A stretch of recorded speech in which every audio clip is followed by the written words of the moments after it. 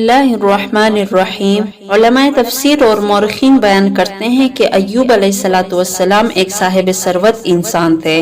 आपके पास हर किस्म का माल मौजूद था, मसलन गुलाम, जानवर, घोड़े, मवेशी वगैरह। इसके अलावा आपकी बीवियां और बहुत से बच्चे भी थे। आपसे ये सब कुछ छिन गया और आपको सख्त आजमाइश से दो चार कर दिया गया। आपने इस पर भी अल्लाह की रजा के लिए सब्र किया और दिन रात सुबह और शाम अल्लाह का जिक्र करते रहे। आजमाइश की मुद्दत तवील होती गई, हत्ता कि दोस्त यार साथ छोड़ गए और आपसे दूर दूर रहने लगे, आपसे मिलना जुलना छोड़ दिया। इस वक्त आपकी खिदमत करने के लिए सिर्फ आपकी जोजा मोहतरमा बाकी रह गई। उन्होंने आपके गुज़िश्ता एहसानात और शफकत को फरामोश न किया, चुनांचे वो आपकी खिदमत में हाजिर हुआ करती थी और आपकी जरूरियात पूरी फरमाती, हत्ता कि क़ज़ाए हाजत में भी मदद देती। आहिस्ता आहिस्ता उनका माल खत्म हो गया। वो आपकी ग़िज़ा और दुआ का बंदोबस्त करने के लिए उजरत पर दूसरों के काम करने लगी।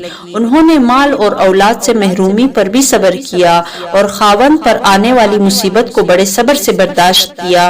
कभी वो तरह तरह की नेमतों से मालामाल थी और उनका बेहद एहतराम किया जाता था। फिर तंगदस्ती आई और इन्हीं लोगों की खिदमत करना पड़ी। इसके बावजूद वो साबित कदम रही। नबी करीम सल्लल्लाहु अलैहि वसल्लम का इरशाद है, सबसे सख्त आजमाइश अंबिया कराम सल्लल्लाहु अलैहि वसल्लम पर आती हैं, फिर ज्यादा नेक लोगों पर, फिर जो उनसे कम दर्जे के हों।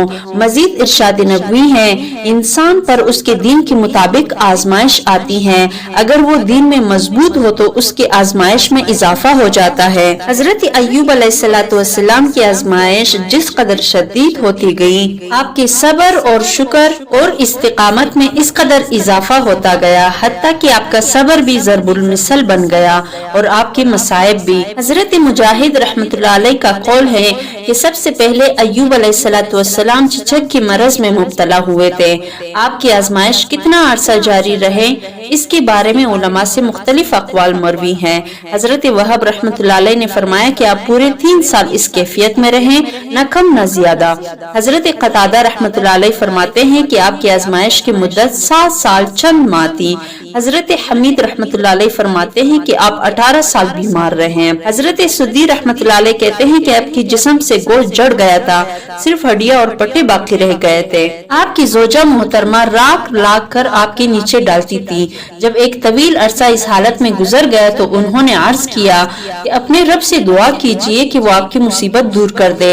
आपने फरमाया, मैंने 70 साल सेहत की हालत में गुजारे हैं, तो क्या मुझे अल्लाह के लिए 70 साल सब्र नहीं करना चाहिए? जोजा मोहतरमा ये जवाब सुनकर बहुत परेशान हुई, क्योंकि वो लोगों की खिदमत करके उसकी उजरत से अय्यूब अलैहिस्सलाम की खाने का बंदोबस्त करती थी। बहरहाल इस तरह दिन गुजरते रहे।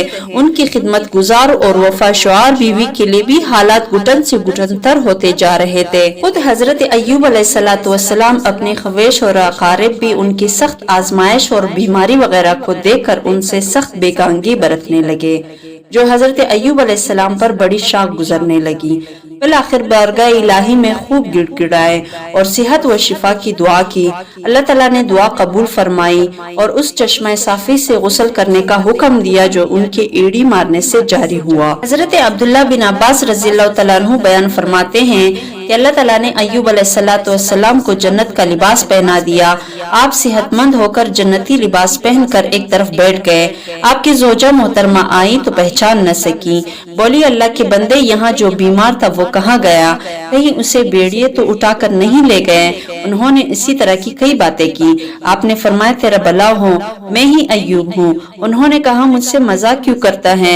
आपने फरमाया, तेरा भला हो, मैं ही अय्यूब हूँ। अल्लाह ने मुझे मेरा सही जिस्म दोबारा दे दिया है। हजरत इब्न अब्बास रज़ियल्लाहु तआला अन्हु बयान करते हैं कि अल्लाह ताला ने आपको वही माल और वही बच्चे दोबारा दे दिए जो ले लिए गए थे और उसी कदर मजीद भी अनायत फरमाए।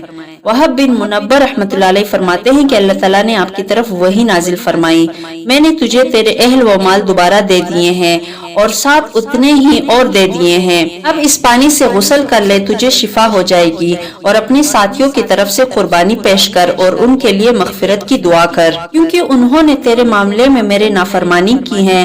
لیکن صحیح بات یہ ہے کہ اللہ تعالیٰ نے ان کے بدلے میں اور اہل و عیال عطا کیے اور اس سے ایک گناہ زیادہ بھی دیے، جس طرح مجاہد سے منقول ہے۔ ارشاد باری تعالیٰ کہ زمین پر اپنا پاؤں مارو۔ ایوب علیہ السلام نے حکم کی تعمیل کی، اللہ تعالیٰ نے وہاں سے ٹھنڈے پانی کا چشمہ جاری فرما دیا اور حکم دیا کہ اس کا پانی پیئے اور اسی پانی سے غسل کرے۔ چنانچہ اللہ تعالیٰ نے آپ کی تکلیف اور جسم کی تمام ظاہری اور باطنی بیماریاں دور فرما دی، اور ظاہری و باطنی تندرستی کے ساتھ ساتھ کامل جمال اور بہت سے مال سے بھی نوازا، حتیٰ کہ سونے کی چٹیوں کی بارش ہوئی اور دولت اس طرح نازل ہوئی جیسے مینا برستا ہے۔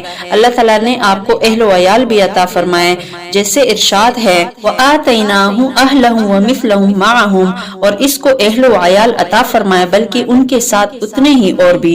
بعض علماء نے اس کا مطلب یہ بیان کیا ہے کہ وہی فوت شدہ فرزند زندہ ہو گئے، اور بعض نے کہا ہے کہ اللہ تعالیٰ نے فوت شدہ افراد کی جگہ اور اولاد دے دی، اور قیامت میں پہلی اور پچھلی سب اولاد جمع ہو کر آپ کو مل جائے گی۔ رحمتہ من عندنا، اپنے خاص مہربانی سے، یعنی ہم نے آپ کی مصیبت دور کر دی اور آپ کی تکلیف ختم کر دی، یہ ہماری خاص مہربانی اور احسان تھا۔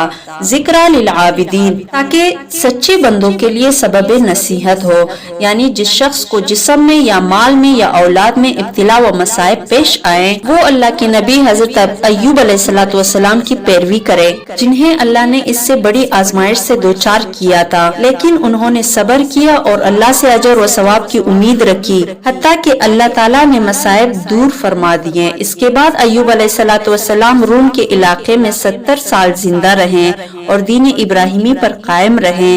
آپ کی وفات کے بعد لوگوں نے دین میں تبدیلیاں کر لی۔ امام ابن جریر اور دوسرے مورخین بیان کرتے ہیں کہ حضرت ایوب علیہ السلام کی عمر 93 سال ہوئی، بعض حضرات نے آپ کی عمر اس سے زیادہ کی ہے۔ امام لیث رحمۃ اللہ علیہ نے حضرت مجاہد سے ان کا قول روایت کیا ہے کہ قیامت کے دن اللہ تعالیٰ دولت مندوں پر حضرت سلیمان علیہ السلام کے ذریعے سے، غلاموں پر حضرت یوسف علیہ السلام کے ذریعے سے، اور مصیبت زدوں پر حضرت ایوب صلی اللہ علیہ وسلم کے ذریعے سے اتمام حجت فرمائے گا۔